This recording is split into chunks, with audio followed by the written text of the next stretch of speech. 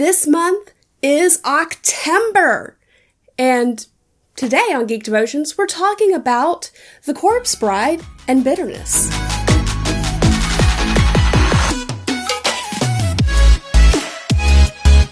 Hello, and welcome to Geek Devotions, a show from devoted geeks devoted to letting people know that they are loved. I am Celeste, and we are so glad that you decided to watch today. Don't forget to hit that subscribe button and that like symbol, the bell, or the thumbs up. I meant to say the bell, and I said like. It happens. But don't forget to do all of those things so that you get informed, so that you can be notified when we do new cool stuff. Today is the first day of Oc-Tim-ber. For those of you who don't know, Oc-Tim-ber is this month's theme. We are theming everything based off of Tim Burton movies. We're so excited. Dallas and I both love his stuff. And so we're going to really enjoy this month. I guess. Like I said, today we're going to be talking about The Corpse Bride, but don't forget to check out our Facebook, Instagram, Twitter. Also, we ran a competition for Oc-Tim-ber and submitted to our devoted geeks, to you, devoted geeks, that you should redo our logo in a Tim Burton fashion. Today's logo is brought to you by Dale. Yay, Dale! Yay, Dale! Thank you so much for entering into the competition. We're so excited that you did that, and we really appreciate all the support that you give us. So in The Corpse Bride, you meet Victor and Victoria, two very young, shy people who are engaged to be married. That it's kind of an arranged marriage. During the rehearsal, you see Victor stumbling through his vows, so much so that the priest who is performing the wedding says that he needs to just go practice because he's not doing this wedding until he can get this right. So Victor starts walking through the woods, rehearsing the lines. It gives us quite a bit of a funny monologue there because of how he keeps mixing it up. He finally gets it right, he does it correctly, and there's a tree branch that happens to look like a hand. And he's saying these vows, and he puts the ring on the tree branch, only to find out it's not a tree branch.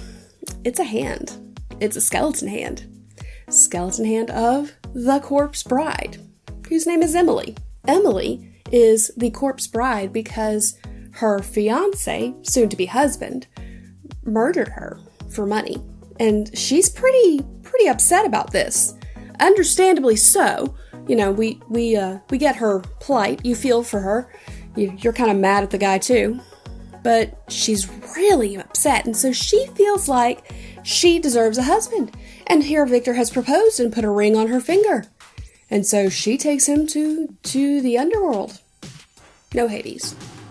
Different company. As the movie progresses, you get to know Victor, Victoria, and Emily better. You begin to truly feel sympathetic for Emily.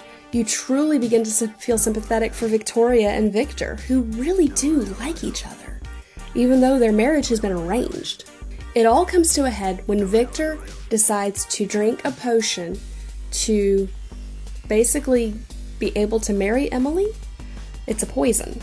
So he's going to die so he can marry Emily, truly. They're at the wedding, they've gone up to the upstairs, and she has said her vows. He is about to say his and drink the poison, and Victoria has snuck into the church, and she's just watching, saddened, because the man she thought she was going to get to spend her life with is marrying somebody else. Emily sees her and realizes what she's doing. She realizes that her bitterness and her anger at her old fiancé has allowed her to take that bitterness and anger and do the exact same thing to somebody else. She stops Victor.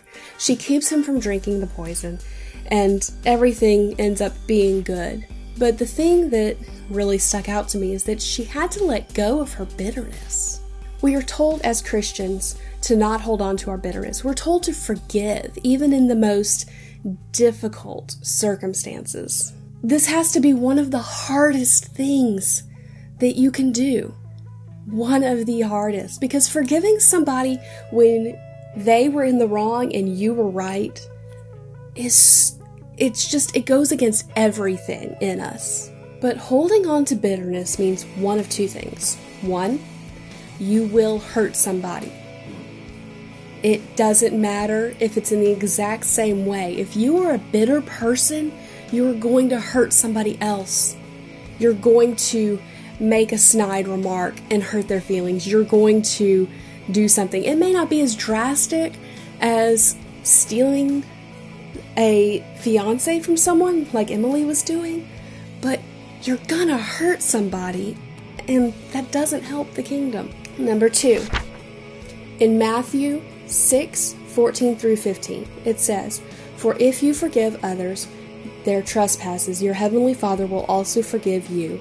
But if you do not forgive others their trespasses, neither will your Father forgive your trespasses." Ooh, there is no getting around this. If you do not forgive, if you do not walk in forgiveness, no matter how right you are to be mad, God's not going to forgive you. He's not going to give you what He wants to so desperately. You're not going to be able to walk in the freedom that is His love and His forgiveness. It's a hard concept, but you understand now that bitterness really is like having a dead heart. You hold on to it until your heart is so crumbly and gross that it can't live. It cannot do what it needs to do. So don't let your grudges and things that, even if you are right, even if you were in the right, hold you back from God's love. It's not what He wants. He loves the person that wrongs you. Even though they did that, He still loves them because He loves you, even though you have wronged Him. So it is now time for the question of the week. The week! The week! Question of the week. The week! What is the first movie that really made you stop and think? Really, got in your head. There was a concept, there was a thought, there was something that made your brain go, let's mull that over.